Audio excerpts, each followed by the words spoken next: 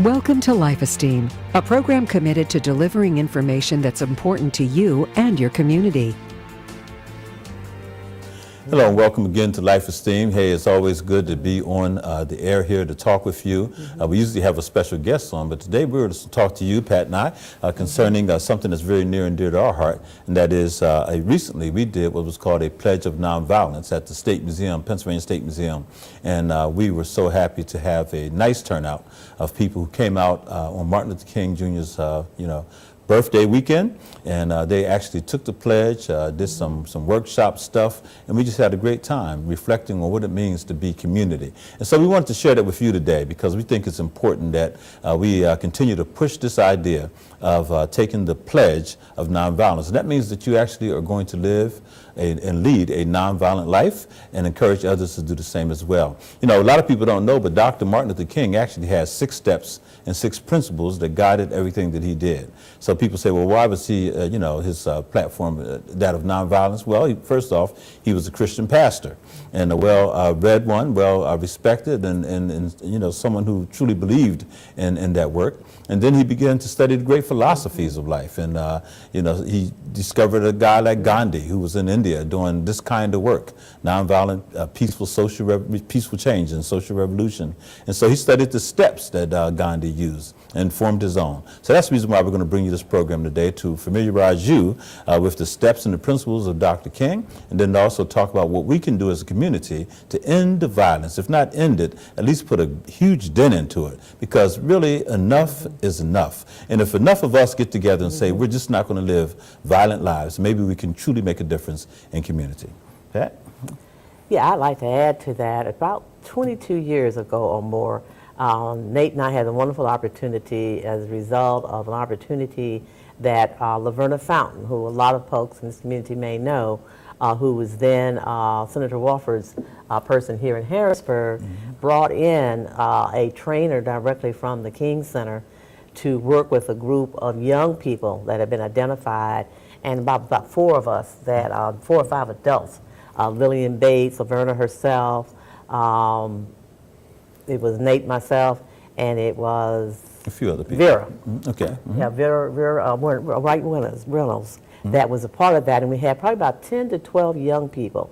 And we had an intensive 3 days that we went through these principles and these practices and steps. So what I want to do is start with the principles that we were taught that weekend.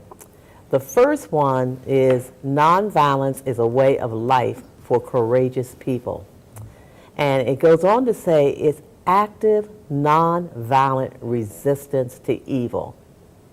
Its second is assertive spiritually, mentally, and emotional. And it is always persuading the opponent of the justice of your cause. That's the first principle, that nonviolence is a way of life for courageous people. Principle number 2, nonviolence seeks to win friendship and understanding. So what's said here is the end result of nonviolence is redemption and reconciliation. And the purpose of nonviolence actually is the creation of the beloved community. I love those too. And the reason why I like that a lot is because it talks about friendship and understanding. Oftentimes when people have disagreements, they just disagree and they become so disagreeable, it ends up in a very violent way. The question is, you may disagree or you may have a misunderstanding. The question is, do you seek to have understanding? Do you seek to win the person over to your side or just meet somewhere in the middle rather than it blowing up into a major fight? And that's what we have to work on. And the first one I like too, about it's a way of life for courageous people. Absolutely, absolutely. You had to be courageous to do what Dr. King and many others did. They went out and confronted evil. They went out and talked to people who were on the opposite side of what they believed in. And they did it in a peaceful, nonviolent way, but they went right to the person or right to the government entity or whatever, and they confronted the issue head on. But they said, we want to reconcile. We want to come to the beloved community rather than tear something down. So that was really critical. How about number 3? Now number 3 goes on and it says nonviolence seeks to defeat injustice, not people. So he goes on to say the nonviolent holds that evildoers are also victims. Absolutely. And that's an interesting piece, because so often we don't see or understand that those folks that are the evildoers are just as much a victim of the people they're trying to victimize, and what that could be. Number 4 is nonviolence holds that voluntary suffering can educate and transform. So with that, nonviolence willingly accepts the consequences of its acts. It also accepts suffering without resignation. Nonviolence accepts violence if necessary, but will never inflict it. Unearned suffering is redemptive and has tremendous educational and transforming possibilities. And suffering can have the power to convert the enemy when reason fails. So that's that voluntary suffering can truly educate and transform. That's what happened with Dr. King, is a lot of people tend to forget, as the marchers were out there, the set-in people, the freedom riders, they were attacked. They were attacked in a big way. And when that was shown on the, the newscast of America, it shocked people to see how people were being treated. And their ability to go forth and not fight back, but to stand strong. And yes, some of them lost their lives, and they were, greatly injured in many ways. But it changed the hearts of many people in this country, and that was the purpose of the voluntary suffering that they did. They were educating by showing. Okay. And then principle number 5 is nonviolence chooses love instead of hate. Nonviolence resists violence of the spirit as well as the body. Nonviolent love gives willingly, knowing that the return might be hostility. Nonviolent love is active, not passive. Nonviolent love does not sink to the level of the hater. Love for the enemy is how we demonstrate love for ourselves. Love restores community and resists injustice. Nonviolence recognizes the fact that all life is interrelated. And finally? And the last principle is nonviolence believes that the universe is on the side of justice. So the nonviolent resistor has deep faith that justice will eventually win. If you haven't read the book by Tavis Smiley, I think it's called Death of a King, but it's a book that came out in 2015, I believe. It was a fascinating read. We both read it, and it talks about the last year of Dr. King's life and how he was literally attacked from all angles. In fact, recently on the Tavis Smiley show, he did a 2-part series on Dr. King and talked about just that. When Dr. King spoke out on I think it was April the 4th, 1967. He spoke out at the Riverside Baptist Church in New York about the Vietnam War. And literally 1 year later, he was shot and killed on April the 4th, 1968, as he was standing on the balcony of the Lorraine Motel there in Memphis, Tennessee. And his life was taken for all kinds of reasons, especially since he spoke out against what we called an unjust war. At that time, though, he was being vilified by everybody. Even his inner circle and lieutenants were saying, you're wrong, don't say nothing about this. But he saw it as violence. Violence, especially against a lot of people who were coming from America, poor, inner city men who were being taken out of the streets of America and sent to places they knew nothing about, and losing their lives. And he just couldn't figure out what the purpose of the war was. Of course, as we know, years later, some 4, 5, 6 years later after his death, everybody was speaking out and railing against the Vietnam War. So he stuck to his guns, and because of that, he paid a great price. But he also transformed the world. Literally, everybody understood that his suffering and his ability to stand pat made us all better. Now, those were his principles. I'm going to go over what he did to make this all come true. So he had a methodology, Dr. King did. And the reason why we're talking about this is because right now in central Pennsylvania and really throughout the world, there's just too much violence. There are all kinds of hate groups. As we're speaking today, there was just a major something happening in Pakistan. Where you have people in the college being attacked by persons calling themselves whatever they call themselves, and they went in with grenades and guns, just randomly shooting people. And they said this is the same group that killed some 187 elementary kids just because they could. They just went in and slaughtered them just to make whatever point they called themselves making. That's not just happening in Pakistan, it's happening around the world. And our country is certainly it's not absence of that kind of violence. In fact, we're experiencing way too much. So Dr. King said, look, here's what we must do.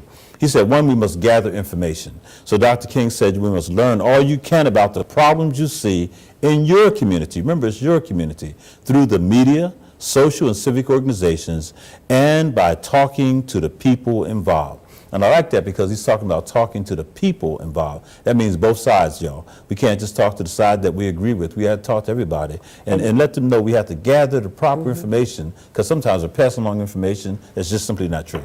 Well, you know, it's interesting because we had this Pledge of Nonviolence workshop opportunity at the State Museum. We broke out into separate groups. And the group that I was in, we talked about this first step. And one of the individuals made comment that the media sometimes is not used appropriately. It's more, in some ways, it incites and allows people to feel as though they want to engage in certain behavior. But if we turn that media around positively and gave more accurate information coming from those individuals or people that were definitely involved, and not jumping to conclusions or not have everything available, then we would be better off appreciating how information has to be accurate, it has to be relevant, and it has to be timely. We really need to really look at that. And the problem is this, individuals oftentimes carry stuff. Once they hear something and they agree with that, they just go with it. And then once you find out that the information that you had may not have been true, sometimes we just don't want to let it go. We just stick to our guns. Dr. King said the first thing you do, gather information, make sure you know what's right. By the way, he said, number 2, educate others. He said, armed with your new knowledge, it is your duty to help those around you, such as your neighbors, your relatives, friends, and co-workers, better understand the problems facing society. It says, build a team of people devoted to finding solutions, okay? It says, be sure to include those who will be directly affected by your work. And it has to be solution focused. You know, I often hear people talk about problems, and if you listen to them, they talk about that problem over and over. And next thing you know, they're talking about that problem 10 years from now about the same problem. But you say, okay, well, what's the solution? And they never seem to get to that part. He said, educate others, and it should be solution focused. And you know, that's one of the things that happened as a result of us being involved in that 3-day training. About 10 to 12 young people actually had a scenario situation where they found themselves down at Military University, and something happened in regard to some attack against one of the other students, and that they did was they gathered all the information and they started educating the other students that were there about these steps. You're talking about back in the day when we went through it. Yeah, that was a powerful program. Essentially what Pat's talking about is there was some students actually from Harrisburg, and there was a group of students from all over. And these students from Harrisburg apparently had gone into, 2 students went into another student's room and they took some stuff from him, and it became a major issue, and all these other schools were going to get up and leave. And the person leading the workshop said, no, said this is why we're here. And they put these principles and practices in place, and steps in place, and literally turned that whole thing around. It was a teachable moment, and that's what we have to do more of. The other thing it says, remain committed. And that's one of the things that happen oftentimes along the way when we are involved in these, these uprisings. We had Ferguson, we had, Baltimore, and these places exploded. And there's, righteousness on both sides. And of course, there's a lot of things that, we just shake our heads at how could this possibly be, especially when the person is acquitted for something that seems oh so obvious to most of us that are looking at it. But what happens is people stop being committed then to these principles and steps of nonviolence, and they become violent. And that's what we can't use, because one act can spark a whole lot more acts to happen. He said, remain committed, accept that you will face many obstacles and challenges as you and your team try to change society. Agree to encourage and inspire one another along the journey. Believe me, you will get tired, you'll get fatigued, you'll start saying maybe this nonviolent stuff doesn't work, but it does. And it does when you are committed to it and you won't be changed, like Dr. King. And by the way, your ability to, as Pat talked about before, the voluntary suffering can add to the education of the entire community, and we can figure this thing out a lot better. It also says peacefully negotiate. You hear that? The word is peacefully. So it says talk with both sides. Go to the people in your community who are in trouble and who are deeply hurt by society's ills. Also it says, go to those people who are contributing to the breakdown of a peaceful society. oftentimes we'll have all these wonderful meetings, but the people that are called the perpetrators, the ones who are committing the crimes, they're never included in the equation. That's right. And so we never hear their voice. We just say, oh, well, they're criminals and we don't want to hear from them. Well, you have to hear from them. They're the ones committing the crime. It says, listen, Dr. King said, use humor if you have to, intelligence and grace to lead to solutions that benefit the greater good. In other words, whatever it takes. Sometimes we get so hard and so down and so cold that it just becomes a war. Nobody's giving up. No one gives an inch. And before you know it, we just have a more polarized society. He also said in step number 5, take action peacefully. He said this step is often used when negotiation fails to produce results or when people need to draw broader attention to a problem. It can include tactics such as peaceful demonstrations, letter writing, and also petition campaigns. These are all tactics that Dr. King and many other great revolutions in our world have used. Instead of going out there with guns and just calling names, one thing Dr. King never did, he never attacked people. He always attacked issues, and that was the most important thing for him. So he said, when you have to take action peacefully. That's why it's so important when we see things like the Edmund Pettus Bridge, and what that meant for those people to march across that bridge and then to be confronted by the police who beat them back. They didn't fight back. They simply regathered, regrouped, and then came back with greater resolve, and this time with more protection from the federal government. And that happened, as you know, on what they call Bloody Sunday. The last step that Dr. King had was this. He called it reconcile, and he already said in his principles, reconciliation in the beloved community was important. He said, keep all actions and negotiations peaceful and constructive. That's the main thing. Agree to disagree with some people and with some groups as you work to improve society. Show all involved the benefits of changing, not what they will give up by changing. Show them the benefits of changing, not what they will give up by changing. It is so important. And I'd like to add to that, one of the things that I say and share with a number of sessions I do through the YWCA of Greater Harrisburg, through their conversations on race, is that we have to become comfortable with being uncomfortable in order to affect change. And that gets back to courageous. And how we do that. And another way to assist and support others, if we do have difference of feelings or feel someone has said or done something to us that has been offensive in some manner, is using the term ouch. Or something of that nature, to take a time out and let's talk about this, okay? In some instances, we may not know the perception or perspective of what someone else is hearing or saying at any given time. But if we say something to the effect of ouch, we can go back then and let's talk about it. Well, listen, we did a pledge down at the State Museum of Pennsylvania, as I said, and that was on Martin Luther King's holiday weekend. And we had a number of people come out, and then a lot of them stayed and participated in the breakout sessions, and they literally took the pledge. And what we want to do now is read that pledge to you. And we hope that you will consider taking this pledge as well. And if you do, then what we will do is we will send the pledge to you, give you an opportunity to look at Dr. King's principles and steps and also consider the pledge, and then you can sign and print your name so that we can make a certificate for you, because we're going to continue to do this. In fact, we have a training session coming up in York, Pennsylvania, thanks to one of our facilitators, Carla Christopher, who's an excellent poet and activist. And she said after conducting this here in Harrisburg, she said, wow, she was blown away. She wanted us to bring it down to York, and we're really excited about that. Again, we're going to read the pledge, and then if you're interested in it, we'll make sure you get a copy of it so you can take the pledge as well. It says the Pledge of Nonviolence states that making peace must start within ourselves. By adopting it, we commit ourselves as best as we can to become nonviolent and peaceful people. So the Pledge of Nonviolence is this. Number 1, to respect self and others. It says to respect myself, to affirm others, and to avoid uncaring criticism, hateful words, physical attacks, and self-destructive behavior.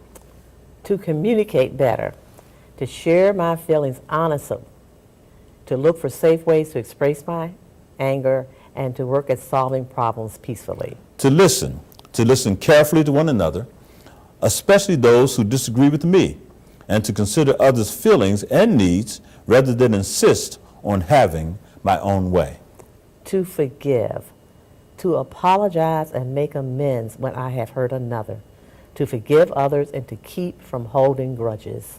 To respect nature, to treat the environment and all living things, including our pets, with respect and care. to play peacefully, to select entertainment and toys that support nonviolence, and to monitor entertainment that makes violence look exciting, funny, or acceptable. To be courageous, to challenge violence in all its forms whenever I encounter it, whether at home, at school, at work, or in the community, and to stand with others who are treated unfairly. This is my pledge. These are my goals. This is what we said. Yes. And we were so pleased to have a number of, young people as well as senior citizens involved in this who took the pledge and took the time. We had people such as, Dr. John Rohr, who's a medical doctor, and he's coming to the city, and he's making a difference with the organization called Cure Violence. He's been trying to bring that concept into Harrisburg and we've had him here on our show, because this is a methodology that's working out in Chicago and Philadelphia and places like Baltimore. And even though those places have a lot of violence, the neighborhoods that they operate out of, they make a difference in, because they employ people who are called interrupters. They will literally go in and find out where the hot spots are, and they will try to interrupt violence before it starts by using peaceful negotiation and trying to get people to reason together. And it seems to be working in the areas in which they reside. And we also had Amanda Arbor, who's from the YWCA. Tell us about Amanda. Yeah, Amanda is a social justice coordinator there, racial coordinator. And she has a number of initiatives that she's put in place. One of them I spoke about earlier, which is Let's Talk, a conversation on race. And this is a 6-session, 2-hour session, 2 to 3 hour session, that we do exactly just that. We really get down to some candid, heartfelt, deeply ingrained type of opportunities to share and talk about racism and the impact and the effect and what that has looked like and done. They have the Racial Justice Committee. They do a race to end racism every April, and they really encourage folks to come out and really participate and be a part of that. We also had Carla Christopher. Carla Christopher is the founder and publisher with Community Arts, Inc. She also has a wonderful television program that emanates out of York, Pennsylvania. I think on Channel 16, I believe it is. And she is the host of that, where she interviews artists of all types. And she's just a fantastic presence. Her venue is mostly poetry, but she's just a wonderful community activist. And she led a session talking about how the arts can be used in a very positive way. You know, arts and entertainment has great impact on our lives. And so what we watch, what we take in, oftentimes we imitate. And so she says, we ought to have arts and entertainment that is responsible, especially when it comes down to inciting violence in ourselves. So we were so glad to have her on board. And also Brother Joe Robinson, who couldn't join us at the time. He was involved in so many different entities, but Joe Robinson heads up what's called the Martin Luther King Leadership Development Institute. And that Leadership Development Institute, and we've had Brother Joe Robinson on, and he is an author too, by the way. But the Martin Luther King Leadership Development Institute currently has about 19 students who started classes on January the 15th of 2016. This is the 4th such class in most recent years, and the expanse of experience and talent in there is just incredible. These people are being trained in the principles and steps of nonviolence. In fact, myself and also Mike Sand, we were the opening speakers for that, and we talked about these principles and went over that, and then of course they had Dr. We just lost her husband, Dr. Carol Spigner, who's just fantastic, and she did a wonderful work on leadership. And of course their overall trainer is a brother by the name of Keith Ellison out of Philadelphia, Pennsylvania, the Wharton School of Pennsylvania there, and he does a tremendous job of leading all of these sessions and helping people to understand just what Dr. King was all about. I also got to mention this magazine here. I'm going to hold this up because I want to thank Rabbi Ron Murnoff. We were having this wonderful session of Nonviolent Pledge at the State Museum, as I said, and Dr. Murnoff called me and said one of the members of his congregation said that she had a gift that she wanted to give to somebody that would really appreciate this. And this happens to be Life magazine, April the 12th, 1968. And on the cover, of course, is Dr. Martin Luther King, born 1929 and assassinated in 1968.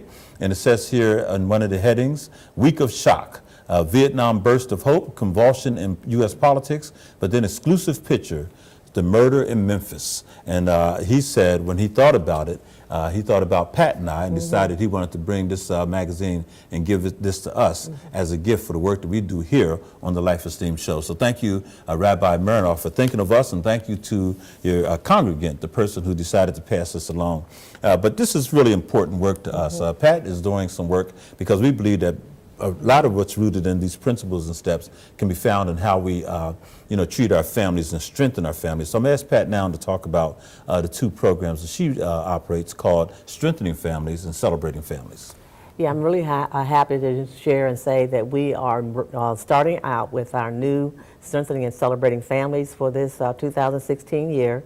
We are starting 2 sessions, one on February 9th